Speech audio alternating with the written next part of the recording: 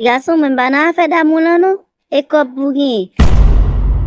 Mwen reme avem, chak jwa pede ban bel ti parol pou fem dous. Lem gan goum gen lek a manje ti parol wayo. Sabrina mba kompran, explique non. Ki so vle di pa la men bébé. Ou ka kompran sa mle djou la nek mon. M'dou kon sa sispon pote tifle, chak jwa pede resite pou mwen chéri je t'aime mon amour kodem. Eske m'ka manje bagay sa yo? Lem gan gwe pa l'argent pou m'gen pou m'acheter bagay pou m'manger. Dega jwa travay fait comme maintenant moun do. Et ça ou maintenant tête ou Sabrina, ou pensez d'amour m'a d'amour avant? Qui côté m'gé tam de d'amour avec une femme gay tout en coup? Kounya m'se femme ghetto papa ingrat papa volé. Femme ghetto a bon pour tout. Nous même garçon haïtien tan ingrat. Toujours là n'a pas les femmes ghetto mal. Et puis tant yo utile nous. En pile nan nous c'est pas femme ghetto n'pa la jamais jeton ti de l'eau.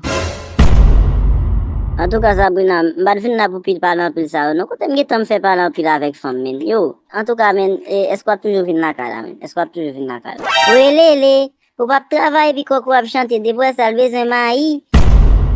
Ou pas sis. Ouais, si m'pas respecter mon la kayou, m'da dou sak faut pas voler sous maman pito oui.